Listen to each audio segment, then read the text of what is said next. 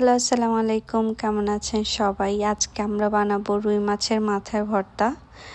রুই মাছের মাথা নর্মালি আমাদের বাসায় কেউ খায় না, তো যার কারণে আমরা রুই মাছের মাথাটাকে আমরা ভর্তা বানিয়ে ফেলি। তো ভর্তাটা খেতে খুবই ভালো লাগে আমাদের কাছে। তো রুই মাছের মাথাকে আমরা ভালো করে ক্লিন করে আমি এখানে হলুদ, মরিচ আর লবণ দিয়ে মেখে নিয়েছি এবং এটা ভালো করে মেখে নেওয়ার পর আমি এটাকে নর্মালি যে গরম তেলে ভাজতে হয় ঠিক সেভাবেই আমি লাল লাল করে সুন্দর করে আমি রুই মাছের মাথাটাকে ভেজে ফেলবো। যারা মাথা পছন্দ করেন না বা খেতে চান না তারা কিন্তু এটা করতে পারেন।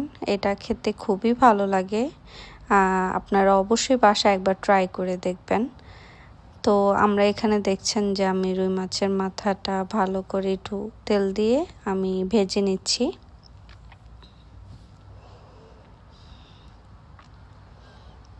এখানে আমি উল্টিয়ে নিয়েছি। উল্টিয়ে নিয়ে দেখেন কি সুন্দর লাল একটা কালার এসেছে। তো আমরা একটু ভালো করেই ভাজবো।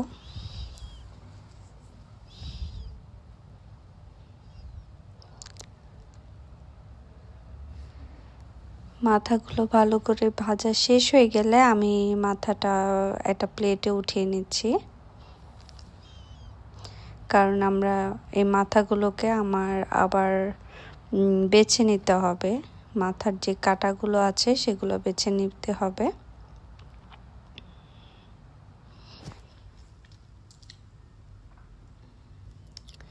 তো আমি ওই কড়াইতে পেঁয়াজ কুচি দিয়ে দিলাম, অনেকগুলো পেঁয়াজ কুচি দিয়ে দিলাম।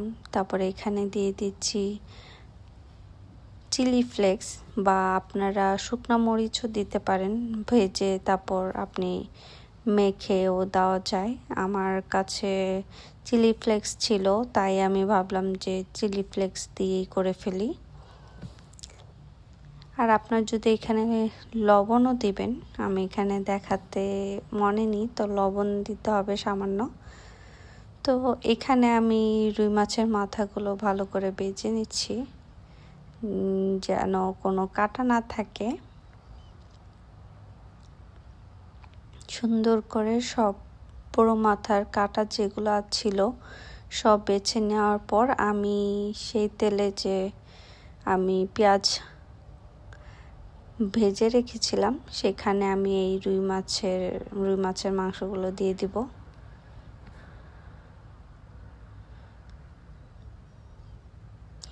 এবং এটা কিছুক্ষণ ভেজে নেব আমি। আর ভর্তার মধ্যে যদি সরিষার তেলের ঘ্রাণ না থাকে তাহলে কিন্তু চলেই না। তো আমি এখানে সরিষার তেল দিয়ে দিচ্ছি উপরে। তেল দিয়ে আমি আবার কিছুটা মেখে নিয়েছি।